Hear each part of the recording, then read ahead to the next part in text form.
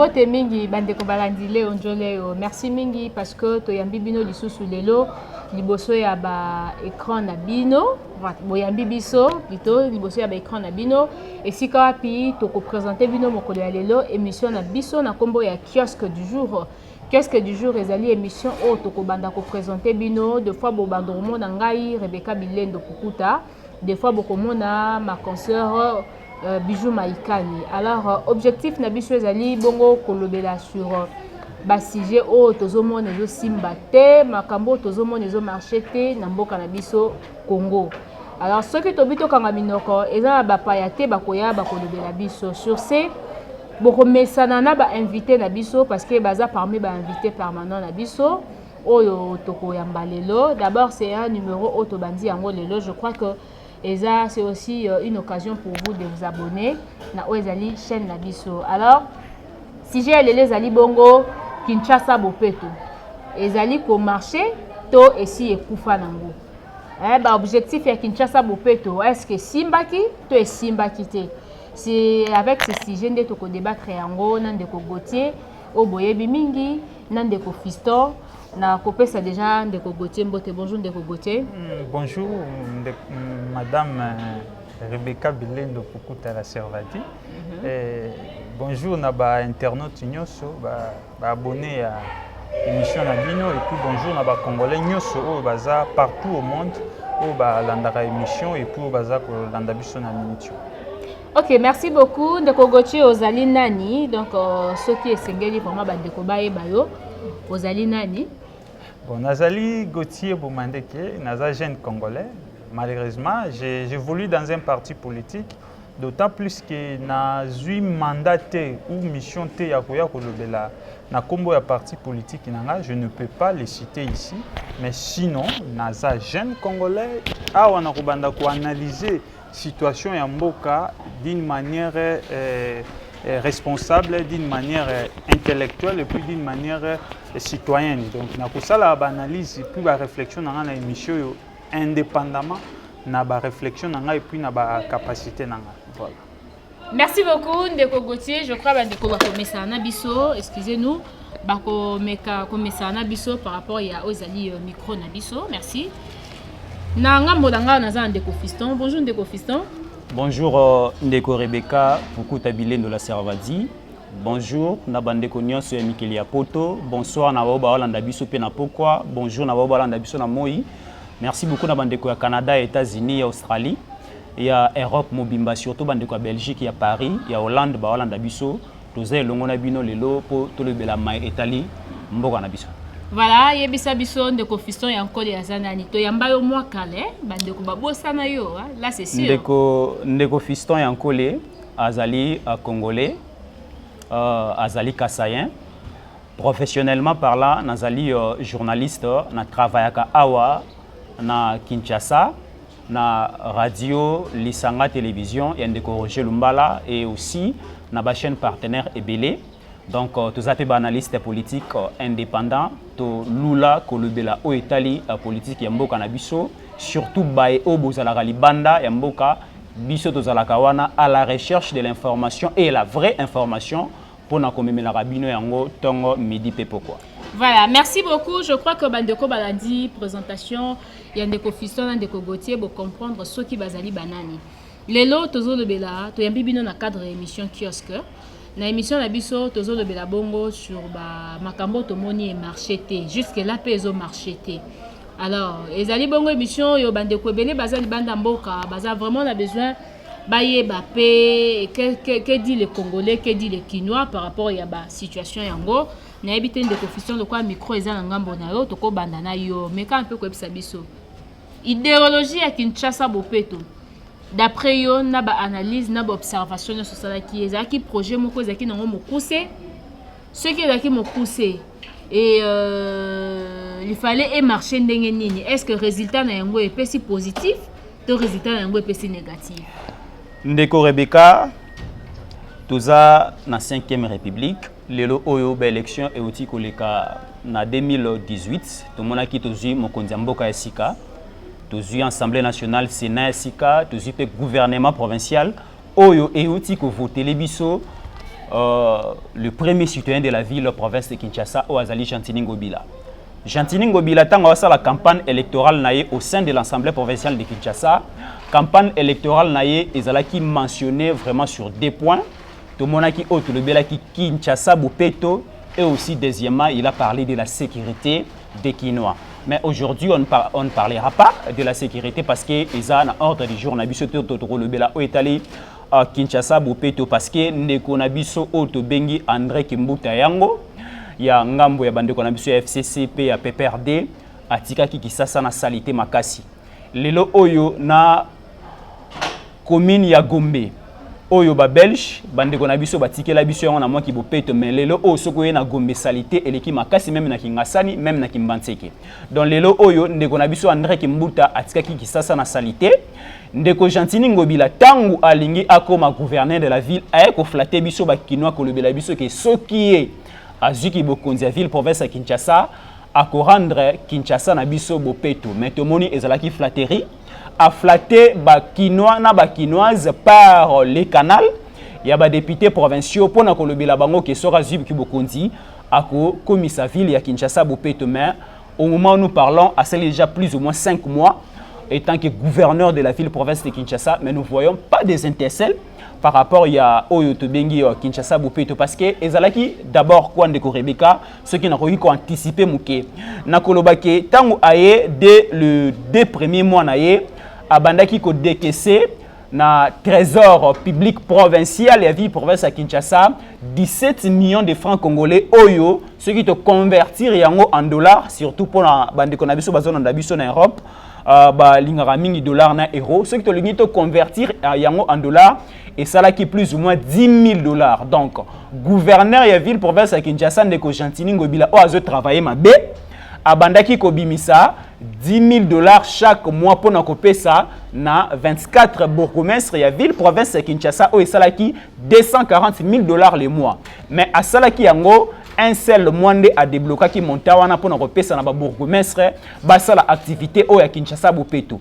mais e bandai ko sala mandenge nini ce qui trésor public provincial e bimisi 10 000 dollars e bandaki ko kende na ministère ya environnement o ndeko na biso Tengelito agiraka ndeko Tengelito tango a reçoit 17 millions de francs congolais wana a kati 2 millions na ye bakaboli na ndeko na biso Doli Makambo tango e rekoma na maboko na bango mibale batindi na ba bourgmestre na biso 15 millions de francs congolais oyo na ba bourgmestre na ba vice bourgmestre basala ki yango musala oyo esenga ko sala te sur terrain to monique musala esalama ki malonga te ndeko Rebecca donc nous déplorons d'abord mais gestion oyo il y a gouvernement provincial na biso il y a assemblée provinciale il y a gouvernement provincial pe il y a ndeko na biso Gentini Ngobila to moni déjà dès le départ gouvernance naie direction naie na ville province à Kinshasa za mabende ko Rebecca. Voilà, gouvernance naie na gestion naie na ville province à Kinshasa ezali mabe.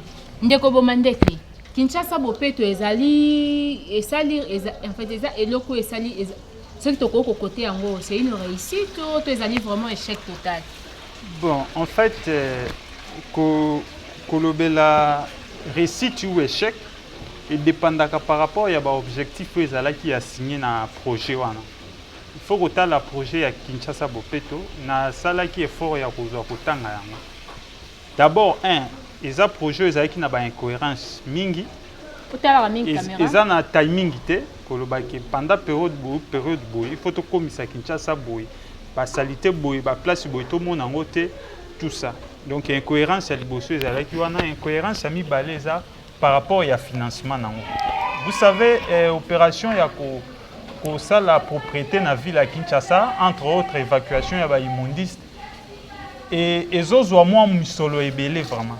Mais dans le programme ya ndeko Gentini et yebani vraiment teke akobando bimisa ka monta ota yango ndo moni ndeko Fiston alobi que non batiaki monta ya 17 millions de francs congolais ou pratiquement à 10 000 dollars. Et bandobimaka chaque mois pour que bourgmestre va se servir nango et va exécuter projet. Mais est-ce que ça musala vraiment qu'il faut kaka bourgmestre va salango ou on devrait mettre en place service spécial oyo ekobanda ko s'occuper uniquement na yango. Un bourgmestre c'est un administrateur.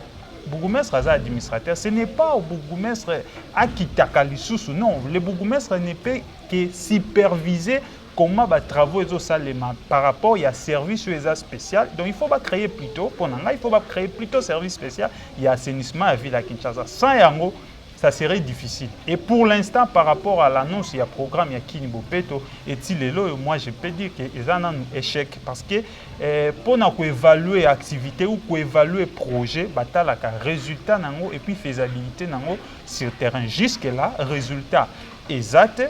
Je crois au Tamboli na caméra tu as vu la situation comment ça se présente. Donc au moins il y a le bricolage, bazo bricoler. Donc mutu azaki na programme mon côté azana projet mon côté détermination ezate planning ezate c'est ainsi au monde bazo tâtonner et puis ezo simbaté. Donc pour nanga opération ana eza échec. Il faut réfléchir encore de nouveau pour que avancer et ce que nous voulons est que Kino va vivre dans des conditions. Il y a malamu Kinshasa c'est la capitale. Tant que les conditions sont bien, salité ça attire les maladies, ça attire les épidémies, ça peut provoquer des dégâts humanitaires au biso tous en avons vraiment besoin pour l'instant. Bandeko babougumestre batitaki na ba commune à tout moment, ezaki juste car pour ba consommer ba mbongo ba pesa ki bango ba mona ke basali misala, to ezaki penda d'une manière ya ko travailler pour Kinshasa ngenga. Yango moni na lobine de Rebecca qu'il fallait pas en amont ba pesa ba bourgmestre mbongo wana.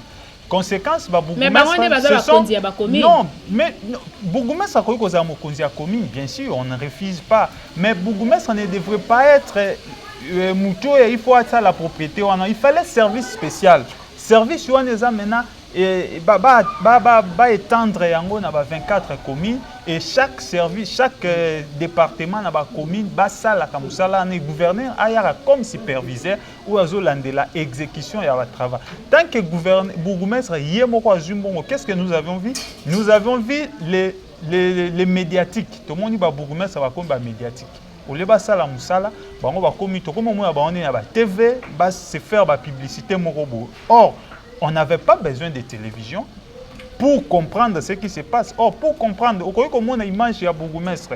Je prends l'exemple de Kalamou parce que j'habite commune de Kalamou. Bourgmestre qui a kangi moi, azuma ba image quelque part, ça la moi activité moko.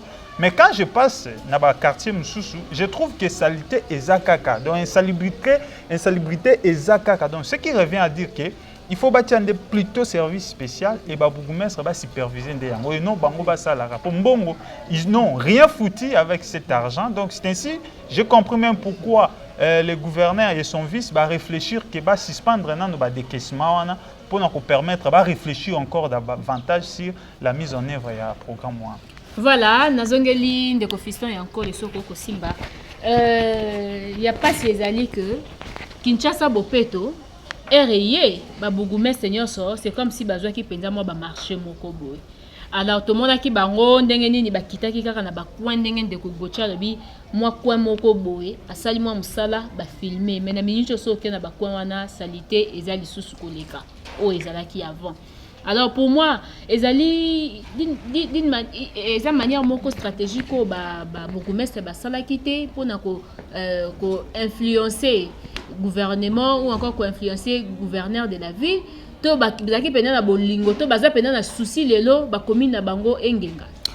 Rebecca, avant la question je vais essayer de répondre par rapport il y a intervention de Gauthier Boumandeke ninga sur le bela Kinshasa Bopeto, il fallait créer un service spécial pour essayer un peu de remédier à ces problèmes. Je dirais, Gauthier Boumandeke, il y a déjà un service au sein de la ville, province de Kinshasa, où il y a un problème, où il y a assainissement, il y a un fonds d'assainissement de Kinshasa. Donc, il y a un fonds d'assainissement de la ville, province de Kinshasa, ça existe déjà. Mais le problème, c'est quoi? Tant qu'on a vu ce Gentini Ngobila à Koti, Alinga Kisiko a créé Djenda avec son équipe Oyo et zo entouré, avec ses pires petits, avec ses frères, avec ses sœurs, avec sa famille. Or, tant qu'on Gentini Ngobila aye a commis gouverneur avec sa vision à Kinshasa Bopeto, il faut commencer à débloquer les montants tous les mois. ya verser yango au sein ya bandeko na biso ya Fonac, même bandeko na biso Mike Mukebai oyo lelo aza na kati ya prison ya Makala alobelaki yango akiraki pe mention mongo boye pareil par rapport ya bandeko na biso ya Fonac oyo bazo gérer d'abord ces services là mal, et aussi il y a beaucoup de détournements au sein de bandeko na biso ya Fonac. Donc ndeko Gauthier Bomandeke, il y a déjà un service spécial Oyo et géraka situation, il y a assainissement à ville province à Kinshasa, mais présentement, bazana ba manque de moyens parce que ndeko Gentini Ngobila a commis que c'est la loi na moko personnel ya sika. Au lieu de donner les moyens à Fonac, il a commis que Zambon à Kinshasa, Oyo 17 millions de francs congolais, Oyo abandaki ko pesa pa ba bourgmestre, abandaki ko kende ko defa yango et pas ya Bedachou. Abed Achour aza responsable de la compagnie monnaie notre bengi Sokin. Donc ba créer moi association na bango Abed Achour, Gentini Ngobila, Godempoi, ba kenda ko zombongo kuna et des trucs pareils. Donc pour rentrer à votre question ndeko Rebecca Pukutabile, je dirais déjà ce qui moutou ezamabe, le reste du corps et qu'on fonctionnait aussi mal. Déjà, les grandes décisions, tant Ezosoma et pas Ndeko Gentini Ngobila étant que gouverneur de la ville, en commençant à débloquer, mbongo ya bakino na ya bakino, parce que tu payes à taxe na biso na DGRK, tu payes à taxe na biso ya ba vignette, marambo belé ya ba contrôle technique. Donc ville province à Kinshasa lelo et koti sara mbongo et belé na koleka ba katanga na koleka ba Congo central. Snell barrage ya Ingezala na Congo central. Tozana ba Jekami na ba katanga parce que lelo katanga ba diviser yango en 4 et koti sara mbongo belé comme à l'époque ya ndeko na biso Moïse Katumbi. Donc lelo ndeko Gentini Ngobila azana ba moyen et belé na maboko koleka ba gouverneur nion sur les 26 provinces et les 26 province il y a République démocratique du Congo, mais il y a mes gestion makasi nakati il y a gouvernance na yena koloba boyi. Mais gestion ezouta wapi? Mais gestion ezouta parce que babalani bangona ndeko na biso Godempoi, je ne sais pas si à côté na politique kaka en 2018 ou bien il faisait déjà de la politique avant. Donc je n'arrive pas à comprendre ce que fait Ndeko Rebecca Yoka. Ndeko Rebecca na lingina révélé une chose. Lelo oyo ndeko Abed Achour azana nyongo ya ville province ya Kinshasa ya plus de 30 millions de dollars. Au kutu ndeko na biso Vital Kamerhe a détourné ezamuke. Ndeko Abed Achour azana nyongo ya ville province ya Kinshasa ya plus de 30 millions de dollars. Mais ndeko Abed Achour lelo a komi mondimi ya ndeko na biso Godempoi. Lelo Godempoi azoya mba ndeko Abed Achour place bavandi saka bandimi simple Abed Achour azovanda kuna te men Abed Achour na kati église à Godempoi azovanda place ba serviteur bavandaka. Donc cela veut dire quoi? Donc ndeko Abed Achour déjà a sombi molimo ya ndeko na biso Godempoi par les moyens financiers et aussi ndeko na biso Gentini Ngobila tellement qu'il a beaucoup dépensé na campagne électorale naie au sein de l'Assemblée provinciale tango abandai koluka ba voter gouverneur tellement il a beaucoup dépensé siko akomi koluka a récupérer bambongo. Donc Abed Achour azo corrompre bango makasi yango tozomona ke bambongo oyo falaki et servir na ville province à Kinshasa surtout du côté oyo tobengi Kinshasa Bupeto yango na ndeko Abed Achour akangi yango na ndeko Abed Achour azo corrompre bandeko na biso ya assemblée provinciale ce qui nous étonne c'est que nous déplorons aussi azo corrompre même na gouverneur ya ville province à Kinshasa. Ce sont aussi l'une des causes oyo kotisi ndeko na biso Mike Mukebai s'il aura l'occasion de me suivre na président Makala na pesi mbote. Donc ndeko Rebecca pour chiter na koloba boye Kinshasa Bopeto lelo ti lobiti to koma na fin ya mandat ndeko na biso Gentini Ngobila soki a continuer na rythme oyo et ko réussir te.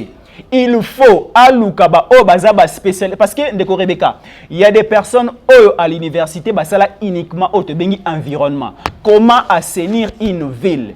Comment assainir un quartier? Comment assainir une bandeko ebele bazana Kinshasa ou na Congo o batanga uniquement assainissement. Ce qui est otanga communication yeba ke na mboka o ezape na bandeko o batanga environnement assainissement. Babenga bandeko na ba pesa bango maele. Qu'est-ce qu'il faut? Basala makambu avec beaucoup de rigueur, avec beaucoup de crédibilité et bakine peut to sepelate. Yango zana ndeko mo quelque part il me disait ndeko fiston Congo o eza maudit.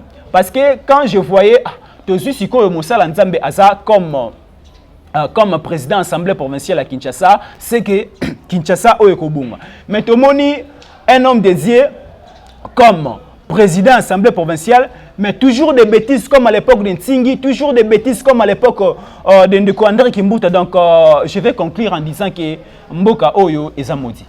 Ok, Ndeko Fiston a bien analyse que Mboka Oyo est maudit parce que même quand nous avons des serviteurs dédiés à la tête du pays, tout le monde a marambozo simbara. Alors, Ndeko Gauthier, naïbité d'après yo, ce que Sengeli Penza, lelo mokondi na biso asimbi ville ya Kinshasa Gentini Ngobila a se confier na bato ou encore na ba entreprise ou ba comme assainissement ya solo pour lelo ville ya Kinshasa e bonga po to mona ki yango na époque ya ndeko Kimbuta, voilà, na époque ndeko Kimbuta to mona ki Union européenne ya ki moi ba salité comme ki mo propriété banda ki nango kokota mais suite ya ba négligence bo sotezonga ki oh bon soto wana retour nango ezaki mabe mais ce que Sengen Ndeko Gentini a se confier na nani exactement. Merci Ndeko Rebecca. En fait, yango nde na uti koloba pour na vana na répondre yo na éclaircir un peu Ndeko Fiston. Alors, quand je parlais des services spéciaux, un service spécial existe à citer FONAC. Or, FONAC est sous forme, il y a, bon, mais sous forme, il y a organes, ils spécialement pour collecter fonds, ils ont la destinée à l'assainissement. Mais il y a un service spécial et assainissement. C'est comme FONER. FONER est un fonds national d'entretien routier, mais FONER a un mbongo ya entretenir route, mais pour entretenir route, FONER il faut verser en gros, par exemple, soit na OVD, soit na compagnie mususu ou kosala misala. Donc alors FONAC paie azana pour percevoir quota ou ezoyela pour l'assainissement, mais il faut que tende azana responsabilité ya kosala suba misala. Mais qui yanke kana mboka na biso e komaka omonaka bango moko wana FONAC bazozo mbongo bango mo babandi osalisa misala. Avantage ya kozana service spécial oyo s'occuper de l'assainissement, et ça qui bango bazo élaborer ba plan, bazo sala ba dessin, bazo sala bango bazala kaka na musala, ce qu'ils ont besoin que botine de la bango kaka mbongo, fona kazo zo mbongo, azo tiela bango, azo mbongo, azo tiela bango, et là peut-être ça peut aller. Mais quant à la gestion, il y a ville à Kinshasa ou ceux qui conseillent Ndeko Gentini, ceux qui ont sala nini, moi je pense que Ndeko Gentini Ngobila personnellement, ça n'engage que moi, Ndeko Gentini Ngobila n'est pas à la hauteur pour être gouverneur de la ville-province à Kinshasa. Comment pourquoi, ça pourquoi je dis ça? Il faut que tu aies la gestion à Moutou. Il faut que tu aies la gestion à Moutou. Ce qu'il a fait hier et ce qu'il peut faire aujourd'hui. Mais Gentini Ngobila Zalaki na Maïndombe, madame, s'il vous plaît, Gentini Ngobila Zalaki na Maïndombe. Qu'est-ce qu'il a fait en termes d'assainissement à Villouana? Qu'est-ce qu'il a fait? C'est ça. Qu'est-ce qu'il a fait? Donc, c'est ainsi que politique Yamboka Awawa. Je suis d'accord avec Ndeko Fiston, Ndeko Lobi tête Zamabe. Et quand vous dites Ndeko Fiston, Lobi que tête Zamabe, et puis au Benguel sous premier citoyen de la ville. Non, c'est faux, il n'est pas premier citoyen de la ville. Ils sont tous aux citoyens de la ville à Kinshasa. Il n'est pas premier citoyen de la ville parce que premier citoyen, il faut avoir un souci à Banamboka. Premier citoyen ne peut pas accepter et le premier accepter. Donc le premier citoyen ne peut pas accepter que ville naie est à la salité. Il est là pour ses citoyens, pour les plus de 10 millions de Congolais qui dans la ville province de Kinshasa. Et côté la salité envers Bango, ils ont exposé Bango dans le danger. Et entre un criminel ou un criminel qui a exposé la maladie, tant mieux parce que il a bêti massage pour que l'issage yango bokimi que o azotika batu bazala exposé na Kinshasa eza munene des fois peut toko condamner Ndeko Gentini et peut-être à côté la toko banda wapi po Kinshasa un bon manager toko banda wapi un bon manager c'est comme un médecin. Quand vous venez, vous êtes malade, vous vous présentez, vous expliquez nazoyoka mutu pasi nazoyoka boy nazoyoka boy apposer au babengaka na médecine diagnostic. Je ne suis pas médecin pour comprendre coco en profondeur, mais je vous dis à poser diagnostic. awa ndenge azoyoka boye il faut na bandela awa na bandana paracétamol na bandana kisiboye na bandana kisiboye pour que solution za la trouver. Grandeur ya Kinshasa, ce qui a yebaki ki ya kokokate, il fallait atika. Et moi je dis que azo kokanae gestion ya ville province ya Kinshasa te. De même que Kimbuta kokate, de même que Gentini azo kokate. De même que PPRD, ce n'est pas Gentini, ce n'est pas Kimbuta, c'est le PPRD qui n'arrive pas à répondre aux besoins des Kinois en ce qui concerne gestion ya immondice. Savez-vous si Kimbuta avait résolu problème même seulement il y a salubrité dans la ville province à Kinshasa? Combien de Kinois allaient peut-être soutenir le PPRD? Peut-être PPRD, c'est parce que Kimbuta a géré mal cette ville et maintenant Gentini vient encore dans la même méthode, même gestion, même système où que Kimbuta a échoué dans la gestion. Il y a immondice, il y a même méthode, même système où Gentini a adopté. Et quand vous avez même méthode, comment vous utilisez même méthode deux fois, comment vous que les résultats sont différents. Donc les résultats sont différents et les résultats sont le même. Et conséquence, c'est le peuple qui en souffre et c'est le peuple qui croupit par rapport à ça. Voilà, nazongeli fiston yankole, papa nangai. Ozotambola na Kinshasa mikolo. Je crois que depuis la semaine passée, nous avons fait au moins une semaine yango presque pour les obètes à chaque jour. Soit beti na tongo te et beti na butu. Soit beti na butu te et beti na tongo. Déjà pour cette semaine, mbou les bêta qui samedi et beti lundi et beti lelo mardi. Alors ce qui est sengeli ko observer bisika oh yo penza misu na wezo mona bosoto. Oh penza okoki ko indexer directement le gouverneur de la ville ata la bisika wana. Ko lo banini pona situation actuelle. Ndeko Rebecca, je vais commencer d'abord à dire que ville et à Kinshasa est un pays. Parce que si vous prenez la Belgique, ils ont que la ville province à Kinshasa. Ville province à Kinshasa est l'équipe même province ya Kasai orientale na Munene. Parce que sur les 26 provinces, la première province qui est grande, c'est la province ya Tchopo avec Kisangani comme chef-lieu. Toza na province, ville province à Kinshasa, eza ville. Eza ville d'abord, mais to bengaka yango province parce que eza na statut à cause de la province comme d'autres provinces. Mais l'équipe munene kolé quand même province munene oyo to bengi ya Kasai occidental avec Mbushima comme chef-lieu. Donc cela veut dire quoi? Na kati ya Kasai occidental, il y a des maires de la ville là-bas, il y a des bourgmestres là-bas, il y a des chefs de territoire, il y a des districts. Donc cela veut dire quoi? Ce qui peut être la ville province à Kinshasa, moi je dirais plus. Il fallait qu'il te scinde gestion de la ville province à Kinshasa même en 4. Cela veut dire quoi? Nous prenons Tchango, district à Tchango, tu peux si on peut gouverneur n'en girara. Parce que gouverneur ya Tchango a reçu possibilité ya rotala kingasani malabu, ya rotala kimbantseke, ya rotala masina, ya rotala njili, ya rotala aussi ntele maluku bien. Parce que maluku d'abord, ils ont représenté 80% de la ville province à Kinshasa. Est-ce que Gentini Ngobila a d'abord cartographie, il y a commune munene au Tebengi ya maluku. Et il faut sceller la ville province à Kinshasa parce que la population est belée.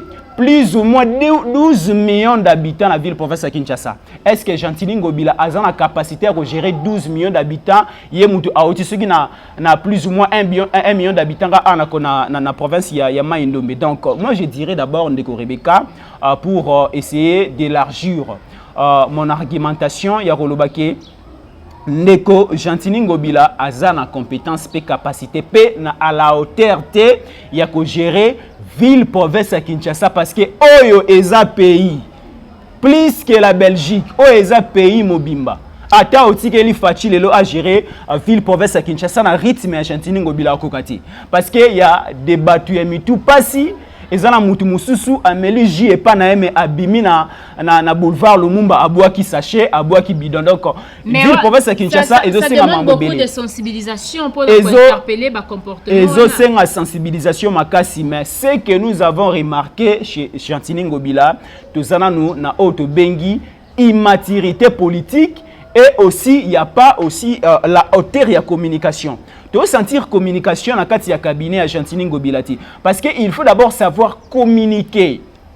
sur le plan, il y a méthode Nabiso Oyo, il y a Kinshasa Bopeto.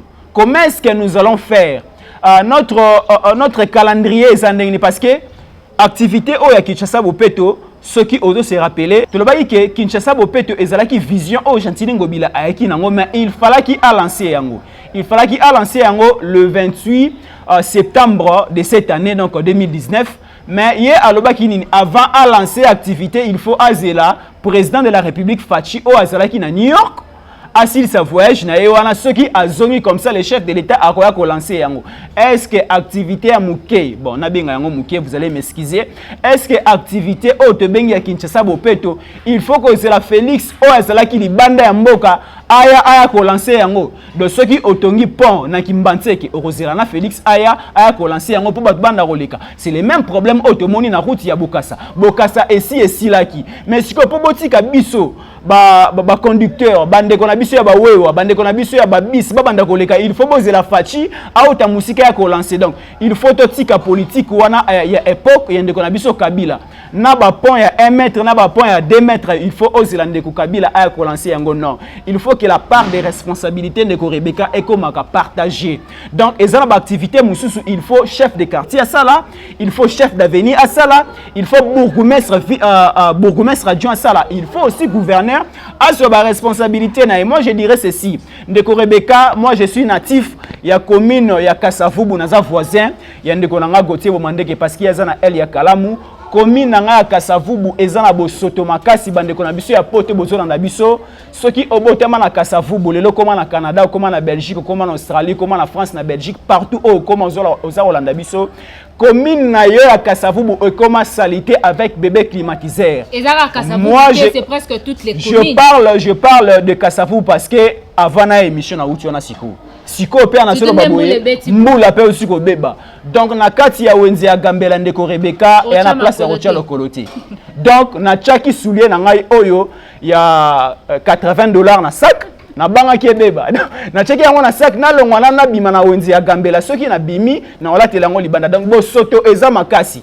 Moi je croyais peut-être ndeko Rebecca tant au remaniement ya bande ko na biso ya ba bourgmestre salamaki moi je croyais peut-être bébé climatiseur meta kolongwa mais to moni ba reconduire parce que et comment na ba pire batu ya batu lokola bande ko Jiseka Lima aza pire mutu ya Dolima Kambo abetele kope pa ya Chantini Ngobila ba reconduire ndeko na biso meta donc aza pire mutu ceux qui y en a donc il y a des trucs qui se passent ici na ville province de Kinshasa parce que tolobi Kinshasa est un miroir ya RDC.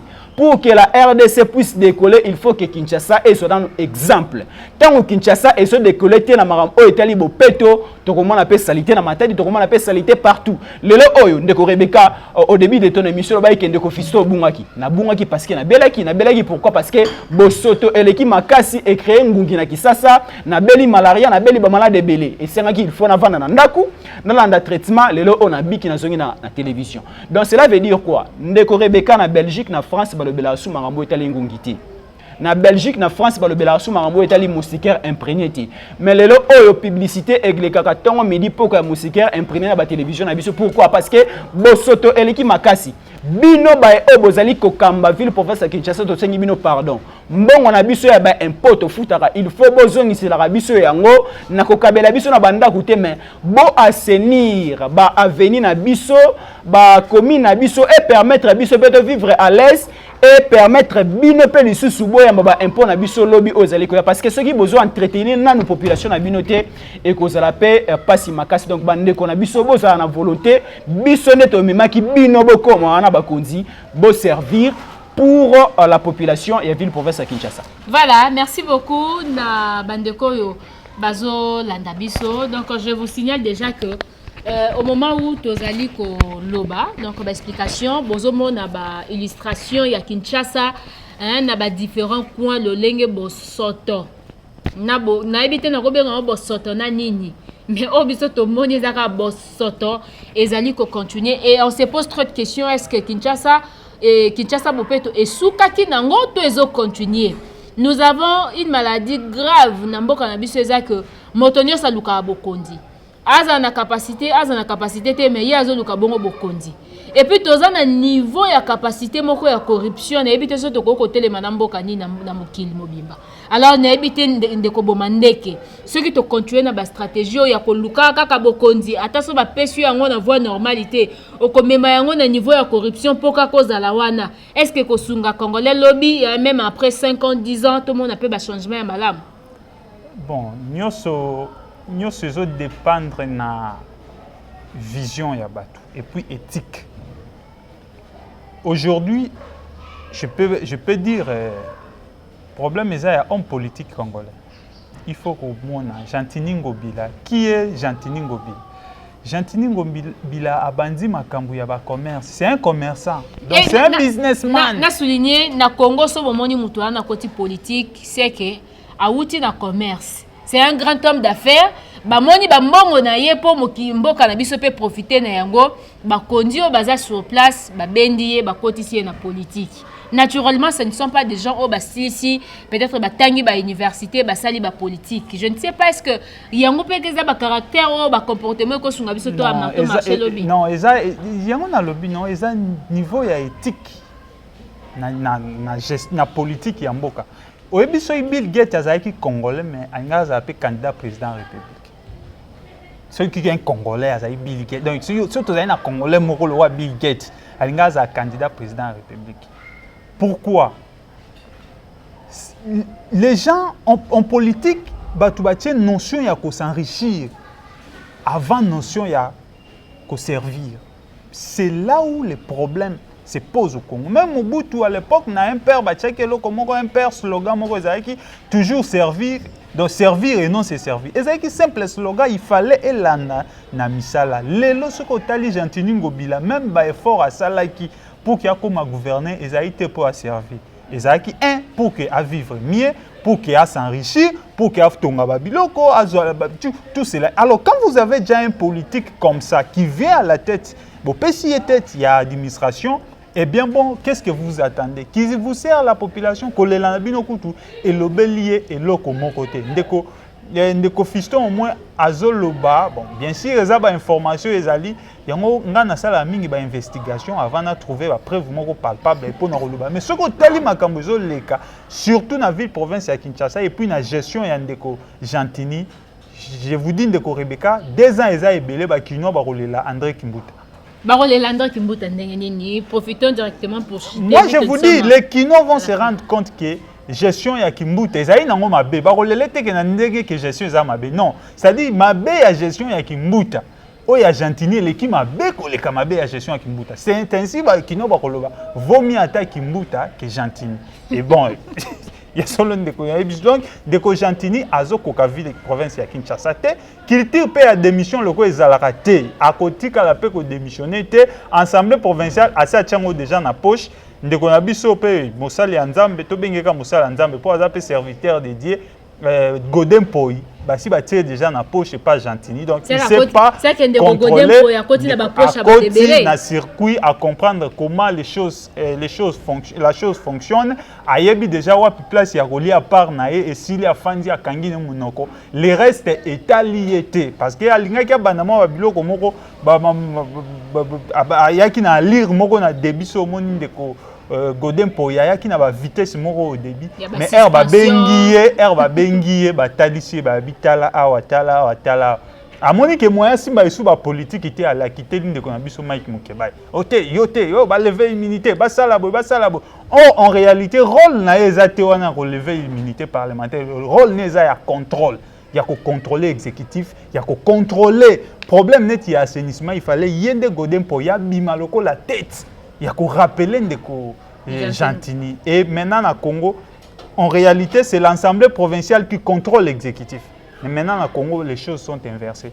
C'est maintenant Gentini qui contrôle Godin Poi. Godin Poi, comme il senga ba service et pas Gentini. Vous voyez déjà par où ces gens-là, bazo même ma ville province à Kinshasa. Et tout ça, ça n'aide pas. Ils ont aidé la population. Et les autres qui ont toujours reculé, ils ont toujours reculé et la population a vivre toujours dans des conditions inhumaines. Et c'est là que tout le monde a une nomination à Bourgmestre. Ndeko Gentini a sali Mikanda ake a informé Ndeko Godin Poi. Ndeko Godin Poi a bizela na nous publié mais tout le monde le lendemain communication il y a gouverneur de la ville ba bimisi déjà lettre en disant que changement et salami na ba différentes communes. Pays des illégalistes. Pays des illégalistes, que ce soit Godin Poi, que ce soit Gentini Ngobila, ce qu'ils ont fait là, c'est une violation grave de la Constitution. Baza ni na compétence, ni na qualité à renommer le gouverneur. Compétence, on nous revenir, na baba bourgmestre plutôt, compétence, on nous revenir na président de la République ou ministre de l'Intérieur. Le reste, bango baza na compétence wana te. Mais comment on a eu réaction à Malonga te nangamba bakonzi ya likolo? Bangamba bakonzi l'illégalité règne non? L'illégalité dans notre pays, c'est un mode de vie, c'est un mode de gestion. Donc bakonzi ya mboka babuka kamibeko sans qu'on s'inquiéter, sans que baba se reprocher même consciemment que aweza mabe. Mutu le roi Gentini azozo a piétiner constitution ya mboka, mais mutu akolobela e azate, mutu akorappeler à l'ordre azate. Et ça, vous espérez, Moutou Sali Makambabo, Moutou a reproché, or, assainissement, ce que tu as lui-même, constitution, ce que tu as dans l'article 40, il y a un article qui dit que Congolais a besoin de vivre dans un environnement dessin propice, il y a épanouissement. Donc, c'est-à-dire Congolais, il faut vivre dans un environnement il y a malam. Alors, Moutou a respecté nos constitutions, ce qui concerne nomination. Il y a bourgmestre, c'est équivalence, il y a administrateur du territoire. Or, constitution, le président de la République, quand Moutou a la compétence, il y a nommé dans l'ordonnance, il y a président de la République. Mais tant que le gouverneur déjà a respecté, à combien plus forte raison à respecter l'article Zolobaki, Congolais a besoin d'environnement et ça la sain propice. Voilà, je crois que kiosque des émissions chaque semaine, on va découvrir au moins 3 fois. Et ce n'est pas fini pour aujourd'hui. Donc nous allons continuer avec vous dans différents sujets autres que développer dans kiosque conclusion par rapport à l'émission à l'élo. Bon. Pour nous remercier d'abord Yo, journaliste, et puis initiateur, il y a émission, et ça vraiment émission malam où nous serons toujours là pour nous contribuer à nos idées, pour nous réfléchir, pour nous mboka. Il y a ma bête banda toujours qu'on dénoncer parce que l'important est ça que mboka est qui est malam, ville province ndeti ya Kinshasa est la malam parce que yango est un miroir na biso. Mupaya soki a outi aya na Kinshasa okita na aéroport ya Njili. Or kolongwaka na aéroport ya Njili era aussi saka clôture ya aéroport salité bandi. Salité bandi. Wana eza image et nga récemment nazali na aéroport ya Njili. Na sorti kaka déjà moi ba déchets ya ba biloko lali et puis à 2 mètres na nini corps ya ba garde républicain bazozo ata propriété te ya kolongola. Mutu musoko ko ya suki ka na aéroport atali kaka ta ndeti ba pilote atali a comprendre déjà image ya mboka. Or, ils ont vraiment rôle nabiso ya kolobela toujours ko interpeller ba autorité ke ba sala malamu ko na mboka pona image ya mboka. Souci nabiso ça même fiston ndengazana na soko yoki azoloba ezate kaza contre batu. Non, c'est juste azo comprendre que ce que les autorités devraient faire ba salité yango moni bazoloba. Et biso to ko continuer toujours koloba pour que souci na biso ezaki makambo ekene malamu mboka ekene malamu. Yango bino pe ba internaute so bozotala tokozala toujours na besoin ya suggestion na bino et puis ba apport na bino pour que permettre émission et comme sous malamu makasi pour que permettre biso to avancer. Merci vraiment na batunyo so balandi biso. Merci beaucoup Ndeko Bomandeke na ye na ko conclure avec Ndeko Fiston Yankole. Je ne sais pas. Voilà. Merci. Ndeko Fiston tokomi na suka. Na ebité par rapport à analyse na biso mokolo ya lelo, c'est vrai que kiosque eza émission yo na meki un peu ko ebisa bandeko. Tango nyonso ba ndoko na biso na bino na plateau na biso. Bien que vous n'êtes pas les généralistes pour nous analyser ba nyonso mais ba situation o eza ko inquiéter congolais tokoleka tokolobela yango. Par rapport à sujet o ya lelo, s'il faudra conclure okoloba nini. Merci d'abord Ndeko Rebecca pour l'invitation. Merci beaucoup aussi aux propriétaires de cette grande chaîne de télévision, d'internet, hein, donc Tapé Mbote, Léon Diolé, depuis quelque part. Et surtout, Esaïe Demoro très génial, c'est une belle émission, une émission de réflexion et au son à Belé à Bateau, Balandabiso na Poto, Pays de Banda Mboka. Naolo Baboye, par rapport à Ndeko Gentini Ngobila. Aujourd'hui, vous allez me permettre de féliciter Joseph Kabila Kabange. Pourquoi je le félicite? Babibino ba Congolais bozala kabu. Erazaki Rebecca Nazakoya. Nazakoya. Alongwe bokomo ka posa. Nazakoya. Tokosala émission mususu na kolobela mabe na ye na malamu na ye. Mais tika ngai ana lobata quelques 2 ou 3% ya malamu na ye. Ndeko Gentini na yoki ndeko Gauthier Bomande Kalobi aki a nommé ba bourgmestre na ba vice bourgmestre oyo ezana compétence na été nomination ba bourgmestre na ba vice bourgmestre ezalaka a débattu lors ya conseil des ministres o ezalaka proposé par le ministre ya intérieur. Ce qui na conseil des ministres wana ba accepter proposition wana. Le chef du gouvernement, le premier ministre, Ache Mokolo Tonae signature nae a proposé na président de la République et président de la République a signé ordonnance nommant le bourgmestre et le bourgmestre adjoint. On a procédure aux lois et détails n'engé zaelaka. Mais ce qu'on déco Gentini Ngobila ba ebisie et pas autorité morale nae qui Tcha Félix Moussapinamisu. Amekipe Rocha Félix Moussapinamiso, Félix Mayamiso Bimiti, les tout mon réaction. Mais na bana ko féliciter au départ Ndeko Kabila pourquoi?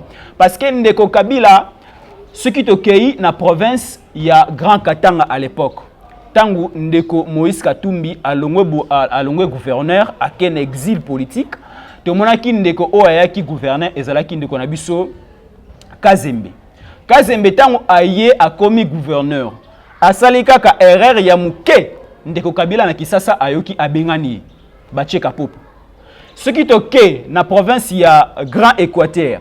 Ndeko Kabila ayoki Jean-Claude Baende asali erreur ya muke ya nomination kutu ya ba maire de la ville te ya ba bourgmestre te erreur ya muke oyo koki ko mériter sanction ou bien blâme. Mais directement Ndeko Kabila alongoli. Mais siko erreur oyo ya munene Ndeko Gentini Ngobila azali ko nommé tala eza babilo mususu peut-être en suivant la télévision babilo mususu ozo kakana matoi peut-être ozo minimiser yango mais en lisant la constitution na style oyo de jeunes bande ko na biso ya IDPS beli biso ya état des droits ezelo boma ebele Ndeko Rebecca ce qui état des droits ekoti na mboka o na biso stoko kima. Parce que l'état des droits n'a qu'à attendre au bimi na portail na yo a oboa qui sachet directement la police et couzo. Donc état des droits c'est comme si na mboka on a battu belé dans tout le monde na makala comme muké. Donc cela veut dire quoi? Gouvernance Ndeko Kabila du point de vue rigueur ezalaki malonga. Parce que à l'époque de Ndeko Kabila aucun député pouvait passer na perchoir et Assemblée nationale en train de dire que le président de la République a ça médiocre, le président de la République a ça inconscient. Et quoi qu'on se faire tu. À l'époque Ndeko Kabila aucun gouverneur a kokayi kozala na courage wana ya konommer ba bourgmestre na ba bourgmestre adjoint. Moi j'ai beaucoup vécu na province ya Congo central. Na province ya Congo central plus précisément na ville ya Matadi. Na ville ya Matadi tozaki na maire de la ville mo bazalaki wana mais tellement abanaye ko gérer mabe. Le gouverneur de la province a comprendre que maire de la ville a géré Mabé a Bengi Bochab. À l'époque, Bochab a ministre intérieur. A Bengi Bochab a proposé dans le conseil des ministres combo. Il y a maire de la ville au Bangoba parce que à l'époque c'est les PPRD qui géraient. Va proposer combo et ndeko ya PPRD à Longo Kisasa a na Matadi a commis maire de la ville à Matadi. Donc cela veut dire bande ko na biso ya PPRD va perdre moi sens. Il y a loi où il ko corrigir bango avant à l'époque il y a Kabila parce que avant de faire à l'époque tu disais que Kabila c'était un dictateur. Non, pas un dictateur. Pas un dictateur mais loi bandagiko avant de faire quelque chose on lisait la loi. Avant de faire oui c'est ça. Mais à l'époque il y a ndeko na biso Félix tokomi komo na bisala ça les komi trop caméra kenaye azu na 15 millions apesi Amida keso ki wapi azu 15 millions na akeko défendre thèse na Grèce donc il y a des histoires. Il y a des preuves. Ndeko tokolo ya na lobi ke qu'est-ce que c'est tokolo be na mambo belé mais pour conclure bandeko ya mokili ya poto donc ce qui boyé na Kisasa Ozaki à l'époque il y a ndeko na biso André Kimbuta bomo na changement ezati mais changement au peut-être boyi ko remarquer ça changement moko boy négatif parce que les lots au soroye na rond-point victoire libulu salami na makasi mbule otiko beta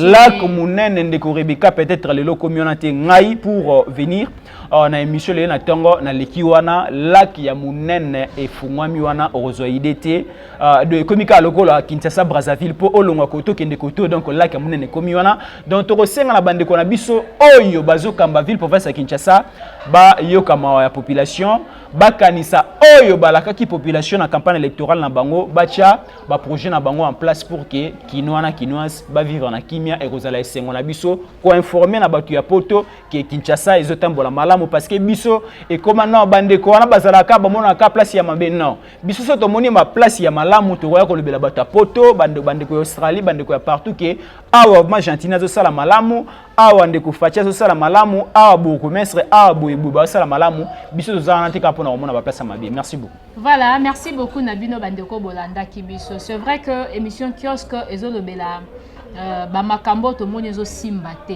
Mais même ba makambo to moni ezo simba to kolobela yango na émission na biso juste pour na kosunga bino bandeko bozaka libanda ya mboka bo comprendre quelques réalités ya ba makambo elekaka na mboka na biso. Congo eza munene ba problème pesé belé ba kondina biso tango bazo diriger il faut baye baka domaine nini problème ezali parce que bacha mokondina domaine na ye po ameka un peu kolandela domaine voilà ceux qui bacha ki on économie eza pona kolandela makambo économie ceux qui bacha ki on a assainissement environnement eza pona kolandela makambo etali environnement mais likambo ya Kinshasa bopeto to moni mwa mbilinga eza mwa makasi ti siko to ebite ça avance et katana nango esila mais na ba je vous assure na ba mbulu ezobeta ma mikolo yo Kinshasa jour ezali bokoyoka penda catastrophe naturelle et koti na ba commune nyonso et puis o tozoyoka na selemba o batu bakufi o na monga fula batu point katani o na lemba boy et kozala mukie donc à travers cette émission je crois bande ko na biso bazolanda biso to bakondi bako arranger et sangozaki pona nga ya ko présenter une émission yo ngai Rebecca Bilendo et na mopandi na ngai ya gauche nazaki bongo na ndeko Gauthier Bomandeke na mopandi na ngai ya droite nazaki bongo na ndeko Fiston Yankole bango nde bazaki ba invité na biso ya kiosque ya mokola lelo to meki kolobela sur lisolo ya Kinshasa bopeto ekufa to ezali évolution ezali malamu to évolution ezali mabe mais selon ba analyse ya bandeko babike jusque là médiocrité ezali nano na projet ya Kinshasa bopeto o tokosenga bandeko babongisa yango je crois mbala ya sima toko yamba à travers vos appels vos messages vos suggestions de ko sala ete to lobela ce sujet oyo mais pona lelo to pesi merci na chef na biso Odon Boulamba na epsi image waza na sima ya caméra na Richi Pukuta oa soki para na montage et pourquoi pas na assistance ya Bijou Maikani na Libota Pukuta Mobimba pe na bandeko nyonso balanda kabiso awa na leo njoleo to pesi bino au revoir mbala ya sima.